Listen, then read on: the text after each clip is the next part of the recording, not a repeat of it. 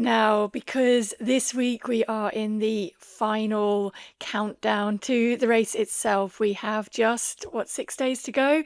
By the time that you are listening to this, I will hopefully have finished in Boston and may be getting on the way to the airport to get on the plane back to cheer you all on and be there in London. And so we really needed somebody big to get you ready, to talk you up and get you really, really excited for that race coming up in London Marathon on the 27th of April. And who better than Emile Cairess, fourth in the Paris Olympics last year, third in this last year's London Marathon as well. Unfortunately had to scratch from this year, but hopefully now we're going to hear back in full training and ramping up ready for the year ahead. And that fourth place in Paris was so stunning, equaling the best British performance of John Brown in 2004 and 2000. Emile, thanks so much for joining us here on the podcast. Oh, thank you for having me on. How has this last year for you been, like, going to the marathon and performing the way you have? Obviously, it's been enjoyable and it's been really good to be successful. But yeah, I've kind of just felt like I've taken my career like step by step, and kind of performance has just been like a little step up on the last. So it hasn't felt anything too out of the ordinary, really, because, like I said, it's just been small steps rather than some sort of meteoric rise. And talk us through last year at London first before we move on to Paris, because I feel like there's so much to talk to you about and to gain from your experience for everyone listening. But last year in London, I mean, you went off and you were very determined to stick to your very regimented and disciplined in terms of sticking to your pace throughout. And there was a little bit of carnage and chop and changing going on ahead of you. I just want to try and get a little bit of an idea of how aware you were of all of that. I mean, I know you were very focused on your pace, and you also tune into your body very much, don't you? You don't run with any other kind of information other than a stopwatch. Is that right? Yeah.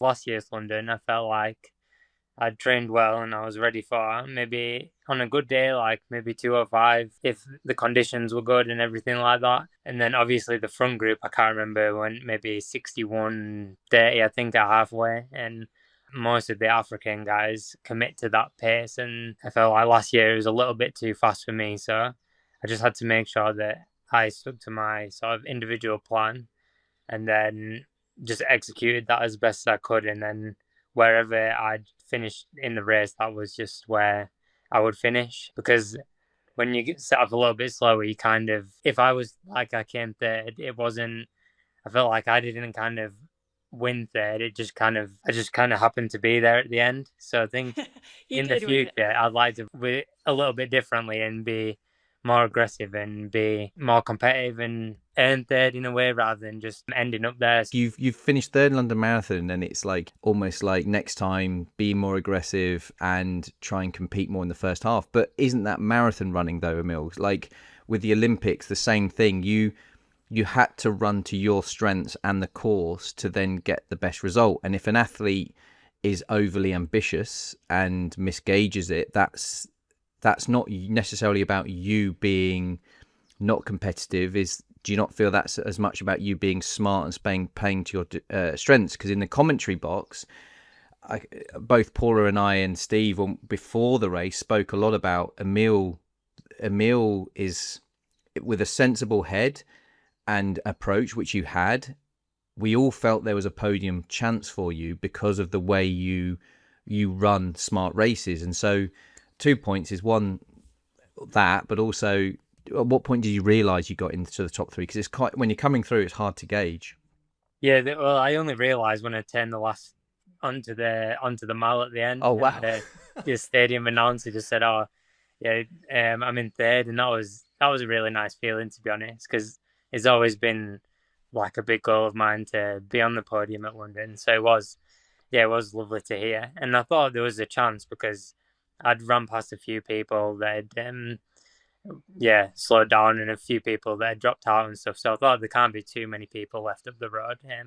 But I didn't have any real indication from the crowd or anything where I was. Because you're not going to count the people that you see on the side of the road, are you? And I guess some of them maybe you didn't even see them if they just stepped off at certain points and were immediately hidden by the crowd. Yeah, so yeah, it was a bit of guesswork because I think between 39 and 40k, I went past 4 people in that kilometre. So I thought once I went past all of them, I was and then I couldn't see anyone up front, and I'd already gone past a good few, and I thought, yeah, there can't be too many left, but but it was a nice surprise to being fared. Yeah, I think on that day I just maximised my ability on that day. But then it's kind of referring to like there's levels to racing and where you're at, and I felt like I achieved the most for the level that I was at that day, but I could finish third in the future, but it could be a much better performance. But that's why I think you're so great to have on at this point, giving advice to people, because we've been talking all the way through the 16-week build-up about your body, you know what you're capable of, and it is about getting the best out of yourself on the day and listening to your body, and that's what you did to perfection. And I think it doesn't matter where you are, and yes, you're right, further on in your career, I'm sure you are going to run much faster and you will be at the competitive end of marathon majors, but still don't downplay that one, because that is the kind of foundation of how you run a race. And I really believe that podium in London set you up then to go into Paris and to run with the courage that you did up the hills and to attack and really feel like you belonged there in the top tier of the Olympic Games, and you really showed that. And looking back, I'm sure it did give you confidence going in. I'm sure all of the strength and the training that you've done on hills really helped when you knew the course in Paris as well. It's a step-by-step process, and each one is sort of a bridge to the next one. And my coach Renato says marathons are something is to be learned. It's not just something many people can go and do and immediately achieve kind of their maximum. Something obviously you guys have much more experience than I am, but over the years you'll develop and you'll be able to perform better due to not just fitness but also the experience and the knowledge of the marathon. So I think each one is a step by step to the next one, and London was really key on the way to the Olympics last year.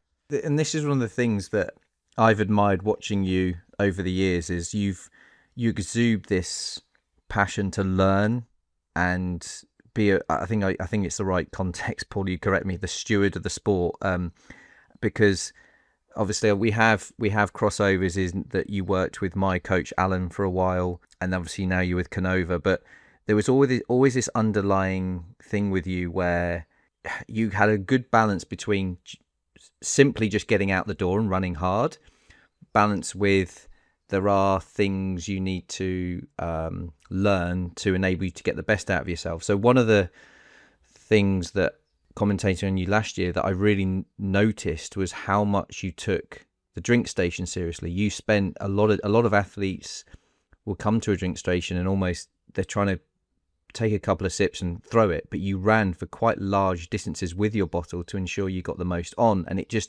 you had this calmness about it. And one of the key things in the latter stages of the race were that didn't change. So in the first 5k, athletes, when they have energy, they can, a lot of the elite athletes will take their time, but towards the end when they're tired, they almost just do what they can. But you still had this aura of calmness around you, of execute the small things to enable you. And I just wondered, in terms of with that, was that deliberate, and how much that is just part of that, you applying that knowledge of what you're learning to the skill and bring out the best in yourself?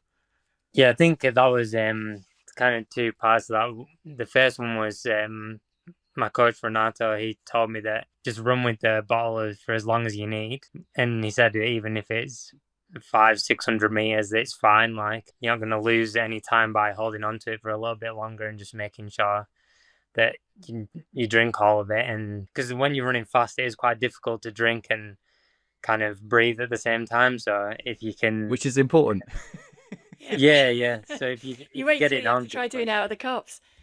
That's almost impossible, isn't it, with the cups? Towards the end, not panicking, but appreciating the value that the drinks have, and just kind of just getting them getting them down as quick as possible, or just getting a few sips in and thinking, I need to get on with the race.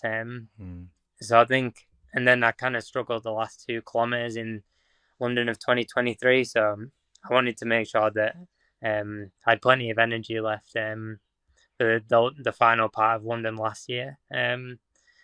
So yeah, it was a bit of advice from my coach, and then a learning experience from the year before about the value of the drinks.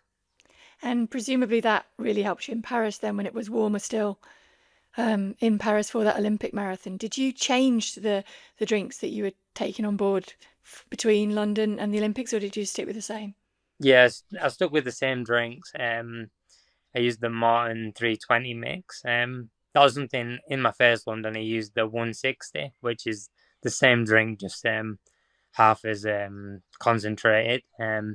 So I think maybe I had 50 grams or 40 grams of carbs in the first London and 80 or 90 in the second year. And then in the Olympics, I just had the same drinks. But again, Renato told me that during the kind of refreshment stations with the ice and with the cold water, just to use them like at every opportunity. And there these little bags of ice, and I'd rub it on myself for like a minute, and then I'd open it and then kind of like fall on myself. And I made sure to do that every 2.5K. And a lot of athletes just like either just splash a bit of water on them going through that, or just ignored them. So I think that played a big part in being able to keep cool. Just really focusing on that from the beginning and keeping a low body temperature rather than allowing it to kind of come up and up and then only reacting to it once you were too hot. So I think that was quite important. Your calmness in the moment, do you feel to make good decisions in the moment and not like we said about panicking, do you feel that is something that's become very powerful for you, and something that is a big part of marathon running is not panicking and sticking, especially in the early stages when we talk about getting the right pace for you, and in the second half doing the little things around drinks and coolness that gives you that power in that last 2K, because of 2 or 3K, because so much changes, like you saw at the Olympics and you saw at London Marathon, and it's almost like you're bagging good decisions and calmness in the early stages to make it count when it counts at the end. Yeah, I think, well, just obviously marathon's a long way, so obviously it takes more than 2 hours. So the race isn't going to be won or lost by somebody speeding up through a drink station or something. It's going to be decided by if you can run the whole way at the pace that you want to. So just doing everything you can to ensure that you can do that is really vital. And I think, you do see like elites sometimes kind of maybe attack through a drink station or something like that and not take the bottle or whatever, but then fall apart in the last 5 or 6K, and then falling apart usually will cost you minutes, whereas going through a drink station, taking your time might cost 2 seconds. Having that knowledge just allows you to be a bit more patient, and yeah. So talk us through your patient approach going into the race itself. So in terms of carbo loading and training, easing down in the 4 or 5 days before the race, how do you do that? So my training, I keep a high volume of training up until 3 days before, where I just run 10K per day before the race, and with some strides. But up until then, I keep the mileage just normal, which is typically pretty good volume. And then with the carbo loading, I've got I tend to eat the same as normal, but I follow a low residue diet, so I cut out pretty much all fruit and veg, and just stick to like rice and chicken, basically, or fish, and then I'll drink the Martin drinks in the days before, kind of get the extra calories from there rather than food, because I feel like your body can only kind of digest so much food and hold so much food. So I don't think anyone wants to sit there and eat double what they normally eat. So I think just supplementing with the Morton drinks is just an easy way to get more calories in. And that was kind of recommended from someone at Morton. So I've just followed that, and then it seemed to work well. Yeah, that's what I used to do as well. Well, not with Morton, but just with the drinks I used. I would take a couple extra from the Thursday per day just to try and do it the same way. That in those 2 or 3 days, that perception of eating more, I had the philosophy of, well, I'm training less. So if I eat normally, that will be offset by the fact I'm doing less running. And I didn't quite supplement. I'm not saying I should have done in terms of like for the people listening. It's like, but it's something that I think would have been what you guys are saying is a nice top up to what you're doing. So that's a good bit of advice. I'll note that down for my next marathon. Well, it helps to tie the two together. That's the way I looked at it, is you need water to bind the glycogen into the muscles. So if you're doing it in a drink, it's especially the improved drinks now, and the way that Morton and others have got the drinks working so well. It's like when we were talking to Wendy, that sucks almost, by drinking it, that sucks into your muscles faster. So you're actually loading up your muscle glycogen ready to go on race day. And I think it's a good tip, especially when people are traveling down to London. They've got to find a hotel. They're maybe not going to have the same eating habits as they would ordinarily have at home the night before the long run or the morning of the long run. So to be able to just grab a drink and do it that way is an easier and more practical way to do it. Alongside that, obviously, with fueling, there is a lot of nervousness around what's about to come, and there's that kind of balance between outcome goals and just trying to do your best. And as we taper for marathons, as we know, those voices get louder in our head as we get closer to race day. So for you, someone who's competed not just at the top but successfully so, how do you kind of manage that kind of pre-race nerves in the few days leading in? And what, for context, I was a very process driven person. I kind of stuck to what were my plans or markers for the day that helped me get from waking to bedtime to kind of knowing I'm still doing the little bits I need to do for race day. So what that helped keep me calm and in the moment. But what kind of things do you do as someone who is, like I say, who is at the top of the game? I think the biggest thing is that going into it, if you've trained well, I feel like that gives you confidence, and then you're more, instead of anxiety about the race, you're looking forward to it. So I think that's a big difference. And then you're not spending too much mental energy worrying about the outcome. I think anytime I've done that in my career, I've never performed well when I've been worrying about saying, oh, I have to finish in this position or get this time. It's never gone well. So I always just nowadays try and enjoy the race and not take that for granted. That is something that you want to do, and you wouldn't do it if you didn't want to. And then also, I think it does make it easier that the marathon is 2 hours, and there's 30k if you've trained well. No matter how you feel, you're going to be able to do them, or 35k. And then the race is kind of decided in the last little bit, kind of the outcome of it. So just kind of see what happens when you get there, and if you don't need to worry about the first bit. So I think because you have all that warm-up really into the crucial bit of the race, it's less nerve-wracking. Whereas on the track, when the first lap's important, if you're a couple of seconds here or there, I think that tends to bring a lot more nerves on. So that's why I kind of enjoy the marathon, that you have essentially a warm-up into the real bit of the race at the end. You're all just warming up for the first 30k. I love that. But I do think it's a really great point, because everybody is doing it because it's something that they want to do, and it's a goal that they've been working to all through this build up, certainly, and maybe before that as well. So when you actually get there, I would say it's a bit like the party, and you've done all the hard work now. So it is time to kind of ease down, save up the energy. And I love the analogy of just getting excited and just being ready to get out there and race, because that's the most exciting part. What is your coping strategy? So there always are difficult spots, right, in the marathon, where you have to just go somewhere to be able to get through it and to focus on that. So what do you do in those tough times? I just think, like I said, it's something that I want to do the race, and is what I've been training for. So when it does get difficult, it's quite easy for me to find like anything that I need to. I don't I don't feel like I struggle to kind of get the best out of myself. Because it's like I want to do it, so just I'm gonna do it. Honestly, the number of times, Emile, that in my career, if things got hard, I literally would say those exact words. Well, you're gonna do it, so just get on with it. And it's almost like that in itself, that acceptance within yourself as you're not going to find a reason not to, so you may as well just shut up and get on with it.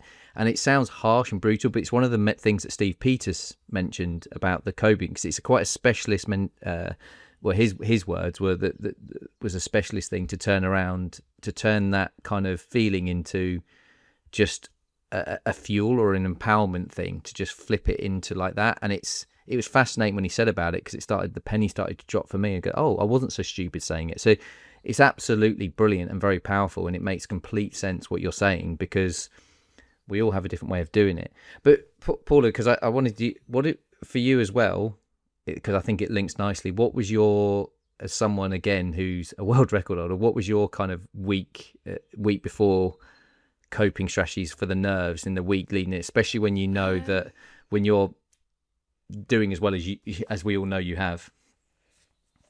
So my week before was kind of different to Emile's, in that I would ease down a lot, because I would have trained very hard at altitude, and then I would come down 3 weeks before to be able to recover from that. So the first week mileage would be fairly high, maybe even higher than I was doing at altitude, but easier because it was at sea level.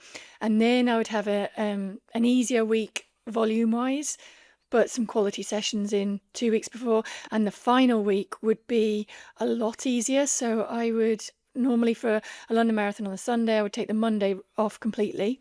I would have done maybe a couple of runs on the Sunday, but a rep session in the morning, like minute reps or 2 minute reps, something like that. Nothing too long or too hard. And then I would do 2 runs, 2 half an hour, 40-minute runs on the Tuesday, an hour on the Wednesday, 1 30-minute on the Thursday morning, and a 20-minute jog and some strides on the Thursday afternoon. And then that was it, done. Complete rest Friday, complete rest Saturday, into the race on Sunday. And I still find it hard to get out of that mindset now, even though going into Boston, I mean, my mileage and training has been completely different in the build-up, and probably not gone exactly as I wrote down on paper this week, mainly because my last run, so on, what day are we today? So I've lost track of the days, but on basically a week before, I had planned to do an hour and a half tempo run as like a long run, and my son has now got into running a little bit more. So he had come back from a week, and he said, you know what, Mum? He said, I'll join in with you. And he got it slightly backwards, because he went, I'll join in the last half hour because you'll be tired by then and you'll be going slower. And I said, no, probably going to go the other way around, Ralph. I'm going to be getting quicker as I go through it. But anyway, he was still asleep when I went out, and then he didn't call me during it. So I finished it. And then I came in the back door, and he's standing there saying, right, come on, are we going? Oh, no. I'm knackered now, and I've just done that. And then I thought, I can't not now. So I had to go out for another 5K with him. Nice. So it was a bit more than I intended to do there. But normally, I would stick to that. And the point of all that being that I will still stick to the 2 days off before the race. And what do you do in those 2 days mentally, though? Because obviously you know what's coming, and you're not even running to sort of offset that anxiety or whatever. Where's your head with the nerves? What are you doing to preparing? I read to control the nerves. I set my stuff out, prepare things, do the carbo loading, do a bit of stretching, might go for a walk, do lots of things within that, but just not the actual run. But that's, like I was going to say, that's not for any training reason. It's just that in my head, if I'm racing, I have 2 days off before. I'd be more nervous if I ran, because I'd be worrying that I didn't usually do that. That's what I think. That's why I think my biggest advice to people is stick to what you normally do. Yeah. And what works for you, because everybody's individual, and actually it makes very little difference whether you go for a 10K jog or whether you have a rest day in the couple of days before. It really is about what sits best with you and what helps you to get mentally ready for that race. For Emile, because obviously we this podcast is very much around trying to be all inclusive when it comes to the abilities and everyone doing the marathon. But as someone who is, I think it's fair to say that the best current British athlete marathon runner in the country right now, what would be your kind of advice to people go for this week going into the London Marathon? Obviously, you know the race itself and the event and all that, but what would be your advice around specifically London Marathon and also any marathon going into it? I think, like Paul was just saying, that if you have your routines, just stick to them. And for example, if you've done some training runs and you felt good in those, then have a similar routine going into the race. Don't think, it's the marathon, so now I have to do all these things you might have seen on social media or different stuff. Just do what you do to feel good in training on your average weekend, and go do that again. And the sort of the event will give you that extra bit that you need, not some extra routine or supplement or something like that. So yeah, and then I'd say specifically around London, just it's quite easy, but enjoy the crowds and stuff. They're amazing, and kind of just take it in and appreciate what you're doing. Obviously, don't focus on the whole way, but just take a couple of moments just to kind of think, oh, this is great, and then switch back into racing mode. And yeah, I think that'll sort of help you along your way. Yeah, I mean, I definitely think the crowds in London are something else and will help you through. And I think any time that anybody going into this for the first time, anytime that you're feeling low or you're feeling like you just need a little bit of extra support, just look around you, and look around you within the race as well. It's not just the crowds by the side of the road, it's the crowds running around you that will help to keep you going as well. And I think that is really important. So in a marathon build-up, you're working back from the world champs. Do you not see racing as an imperative part of the build-up? If it's there, it's there, and if it's not, you're not concerned about racing before a marathon? Because you obviously, before the Olympics, you ran London, which I know for our federation aren't too happy about athletes running marathons so close to each other, but obviously you know your body and stuff. So do you feel like, depending on how the build-up's going, will base on what you feel you need, and racing yes or racing no will depend on where you're at? You basically don't have a set way of doing it, is what I'm trying to say. Because I always used to do a half marathon 6 weeks before, and it tended to be 5 or 6, and I'd kind of stick to that. But you seem like if it's there, it's there. If it's not, it's okay. Yeah, I feel like the training is much more important than the racing. Right. Because even if you do a half marathon, it's a lot faster than you'll run over the marathon, and therefore it's not very specific to a marathon. A lot of people can run very impressive half marathons and not particularly well over a marathon. So it's more about how the long runs and stuff are going in training, that really indicate your shape. Yeah, that's kind of where I base my sort of how things are going from the long runs and the long sessions, like the 20 miles and 25 miles and stuff. So yeah, racing, usually if I'm racing, it's I want to get a good result, as opposed to being part of the marathon training is kind of a separate thing. And presumably going into Tokyo as well, you're going to have to think about the heat a little bit more in terms of acclimatizing that into your training. And yeah, I agree. Trying to find a half marathon in the heat somewhere is probably going to be difficult, and you can probably simulate it in training. But I would think that's, again, are you thinking it's definitely going to be a flatter course than Paris was? Are you thinking conditions might be a little bit tougher? Yeah, I think the conditions will be probably a little bit warmer. I think obviously Tokyo's mid-September, as opposed to Olympics was early August. So I think those extra 6 weeks will probably mean Tokyo's not, for example, as hot as it was during the Olympics in 2021. But obviously it's still going to be probably 25 or 30 degrees. But where we train in Sestria in Italy with my coach, it's only like 50-minute drive down to sea level. And in near Turin is really hot and humid, so it's a really good place to prepare, because obviously you're at altitude, but then you can do this sort of sessions in really hot weather, which is obviously specific to racing in hot weather. And then I'll do stuff in the sauna and hot baths as well. So I think I learned a lot about sort of heat preparation going into Paris last year. I think I'll be able to do a sort of more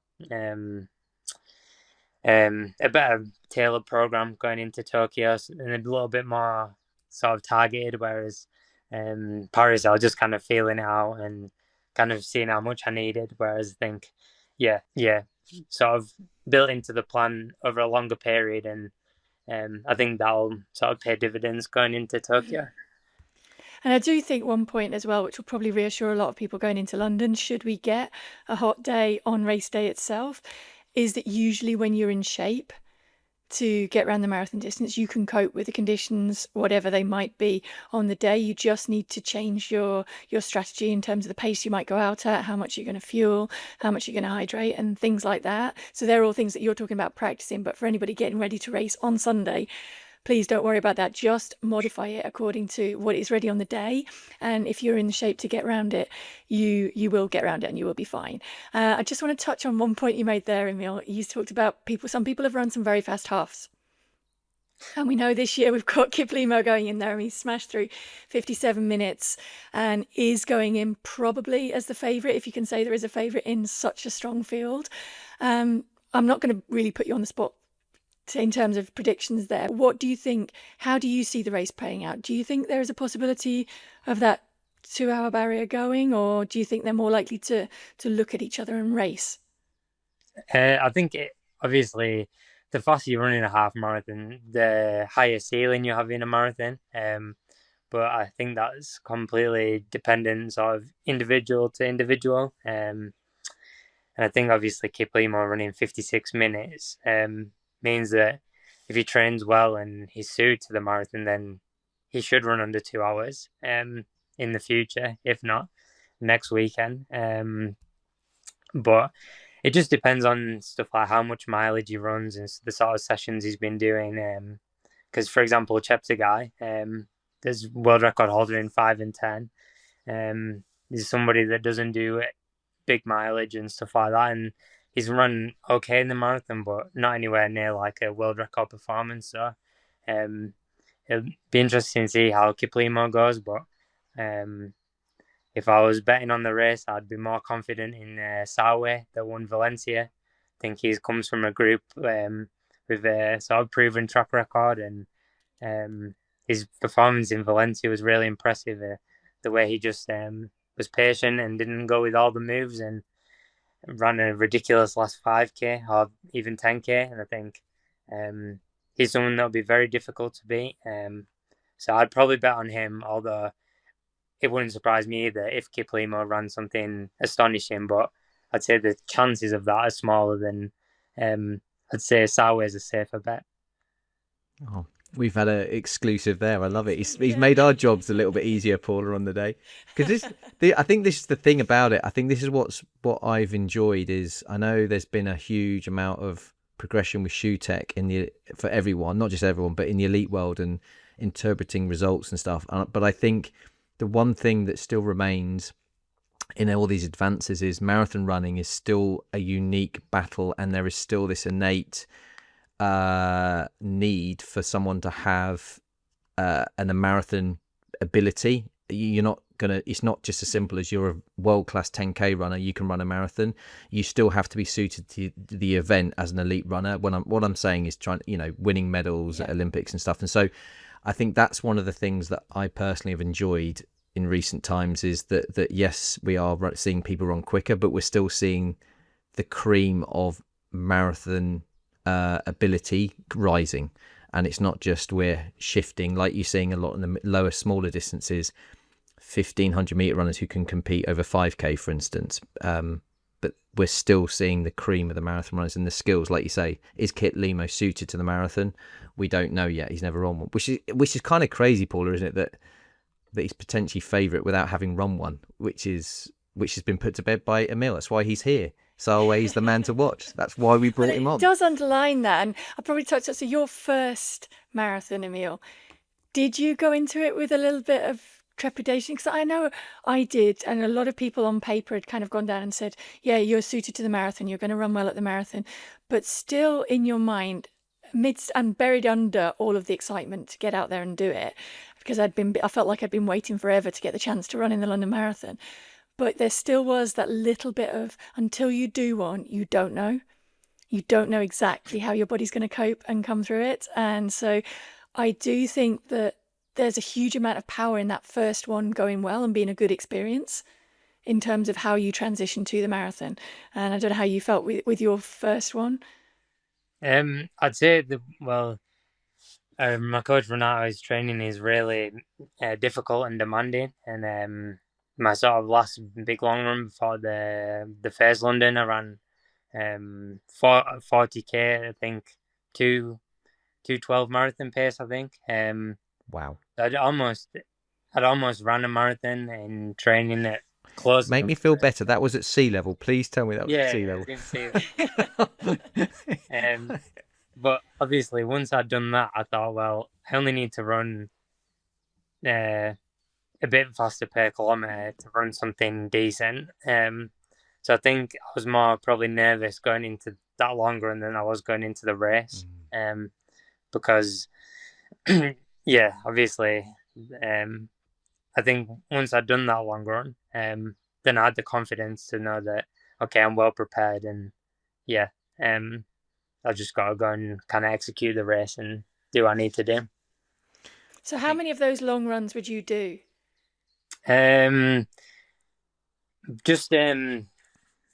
Just one that would be like that fast and that long. But then you kind of have other ones that kind of support that. So maybe you'd have 30k a little bit faster, or maybe 6, 5, 4, 3, 2, 1k with 1k in between. There's ends up being as fast as marathon pace, and then you might have 1:45k that's a little bit slower than 10 seconds, 15 seconds slower than marathon pace per kilometre. So they all kind of feed into that 40k almost race pace, and everything's kind of built towards that. Yeah. And when you did that one, presumably you would have the full support out there in terms of coach with bottles and drinks, and so everything would be simulated as you'd have it in the race itself. Yeah, like Ish. the last couple I had, my girlfriend, she would come on the bike with me, and she'd have the bottles in her backpack, and then I'd just kind of take them as needed. And then Phil sometimes comes along, Phil Sessman, he'll kind of for that long run, we actually did that one together before that London, but obviously the year after he wasn't preparing for it, and I was, so he came along and did almost half of what I was doing.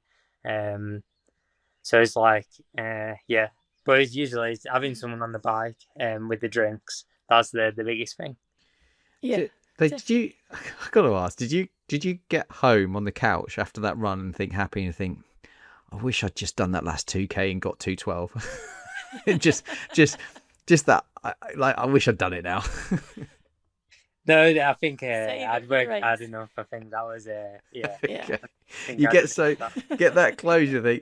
You know, imagine if at London Marathon everyone got to 40k and went, nah, I'm done. I won't do the last 2k and get my medal. No, it's incredible what elite athletes. I mean, listen, I'm in the middle of two marathon icons.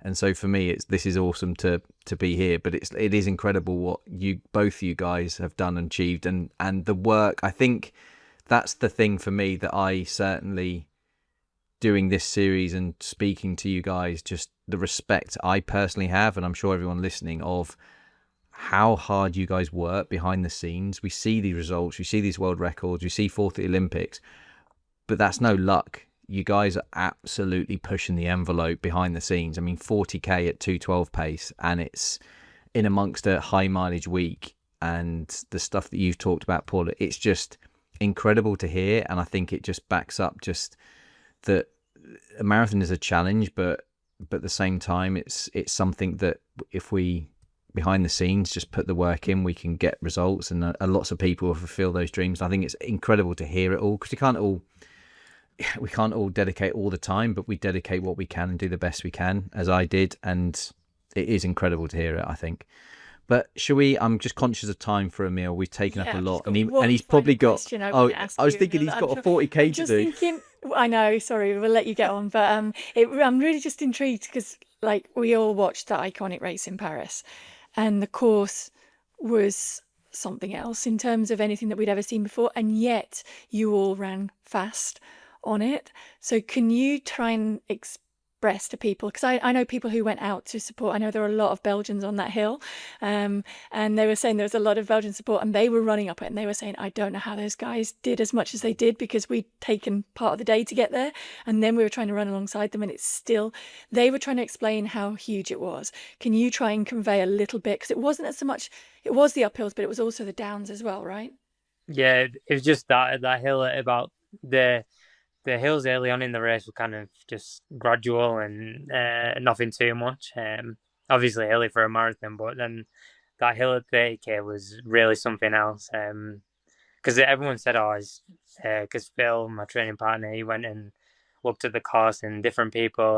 I trained with Yaman Kripper and Zarayan from Norway, and they both said, the hills are insane. And I just kind of thought, yeah, they'll be whatever. And then when I ran up here, I couldn't believe how steep it was, and then down as well. Yeah, it was, I don't know what percentage gradient, but it was unbelievably steep. I think it was above 6. I was it was honestly way steeper than 6%. Like, I think it probably closer to like 16%. Like, honestly, I was shocked running down the hill. I think it's something that I definitely wasn't very good at, going down the hill in that race. But it's something you can't really train for too much, because obviously it's quite damaging to your muscles and stuff to do like high speed running downhill.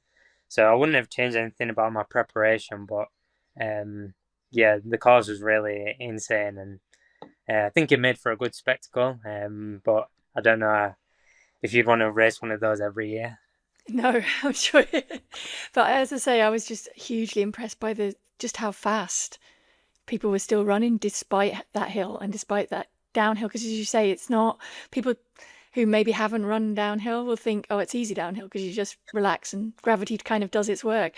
But you do have to kind of combine the two, don't you? You have to be able to relax and control it and absorb the impact into your quad muscles, which at the time are getting more and more fatigued, particularly at the point where that downhill came in Paris.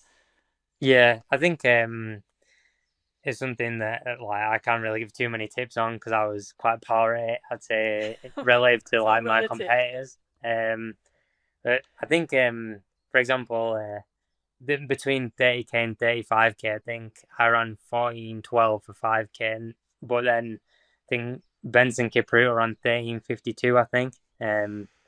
It was like 20, and most of that was just from the downhill. So I think there was that was like 20 seconds, so maybe 10 seconds per k down the hill. He was faster than me then. And it's something that I don't know if you can really teach it, or yeah, it just takes a lot of yeah. I don't know what the best word to say is, but yeah. It takes a lot of bravery as well, I think, to just let yourself go on full speed downhill. And yeah, it was incredible. It was a risk, like you say. Yeah. No, thank you. I just really wanted to ask that question, because so many people watching at home, and we saw how you attacked up the hills, and you looked so comfortable on the hills, and then downhill. I think some people, I think if you haven't run hard on downhills, then it's hard to appreciate just how tough it is. So thank you for putting that into words. You're an absolute legend, mate. I really appreciate you coming on. You've been very generous with your time, but I think the important thing is that we're all excited for what's to come next. Because, like I say, this is I think for me, that personally, I think it's nice to have seen somewhat cross over the latter end of my career, because into the 2023 one, your debut, I did run that day, and for the audience, he smashed me. And which is, but it was cool to be part of that and to see where you're going, because you've got a lot of road ahead of you in your career, and best of luck with all of it, mate. And I'm sure Paula will be there for any advice you need, as will Gary. I'm sure he needs that much. No, yeah. Well, listen, yeah. But listen, mate, thank you so much for all of this. Thank you, and good luck. And yeah, we hope to see you at London Marathon in the future as well. I'm sure we will. No, well, thank you for having me on there. I really appreciate it. And yeah, especially all the advice you've given me, Chris, over the last couple of years, and that. And yeah, you're always very kind. So yeah, thank you, guys.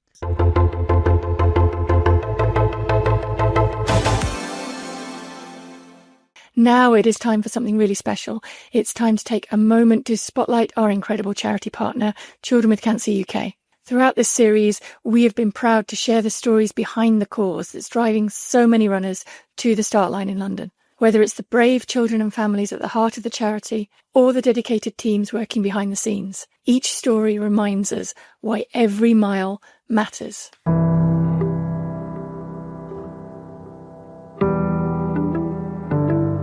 I am Deborah. I am the mother to Dulcie. And how old are you, Dulce? 8. And she'll be 9 in June, but she is 9 going on 19 sometimes. No. We've allowed her to have a bit of leeway when it comes to her sassiness and her cheekiness, because for the last 3 years she has been on a horrific journey of fighting cancer.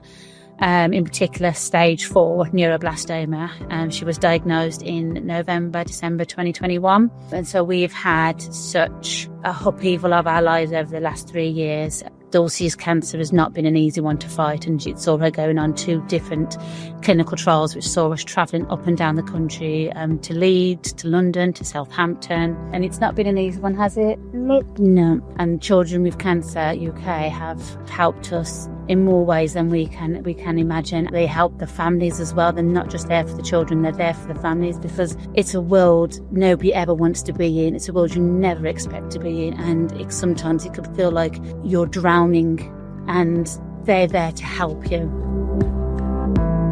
So we say good luck to all the runners. You can do this. We are cheering for you, aren't we? So what should we say? Should we shout go runners after 1, 2, 3? 1, 2, 3. Go runners!